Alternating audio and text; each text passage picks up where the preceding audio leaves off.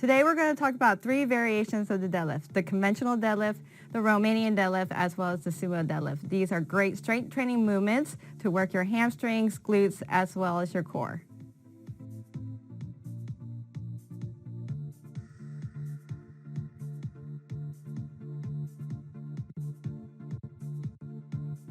Here are some of the common faults and errors with the conventional deadlift. One is focusing on the hip hinge mechanics.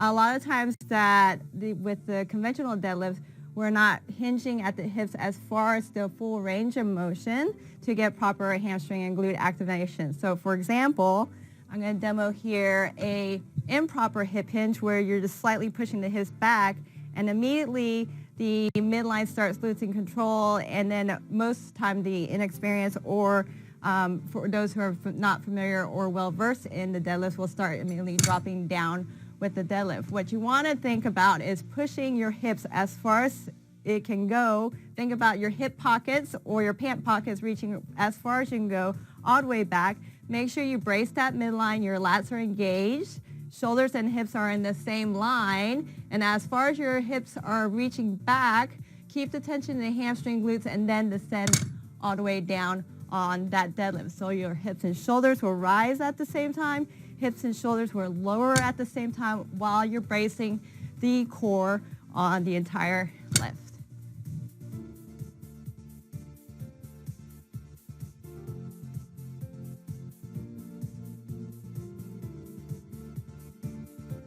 This one particular lift is isolating the hamstring and glute complex, which is super great to build your strength as well as your power moves. The common things or faults that I usually see with the Romanian deadlift is the knees are constantly moving on the Romanian deadlift. You want your knees in a fixed position, and you're really isolating that hip hinge mechanics that we talked about earlier.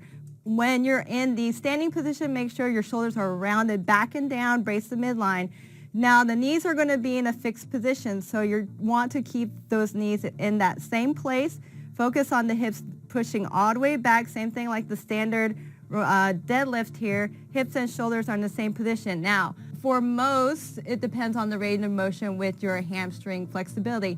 If it's here and your hips and shoulders in the proper alignment, this is fine. If you are able to descend all the way down, keeping the knees in the hip position, then this is fine as well. So those 2 points will vary.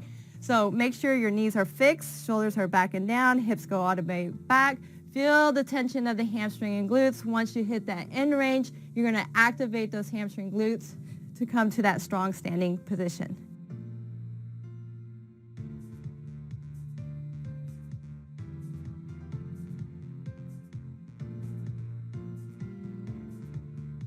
A few things you want to keep in mind with the sumo deadlift is one is your foot stance. A lot of common errors that I see, it's a narrow stance and you don't get the proper turnout with the legs for the sumo deadlift.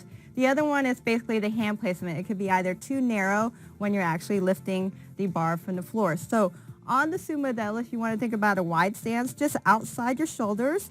You're going to turn the knees out. Make sure your knees and toes are in that same direction. So hips and shoulders are in that same line, 45-degree angle. Brace the core here, shoulders back and down. And of course, you're going to rise the hips and shoulders on the way up. Make sure that posture is nice and strong. Brace the midline, shoulders back and down. Then the hips and shoulders will descend back just like the conventional deadlift. And again, the legs are turned out in that order on the deadlift.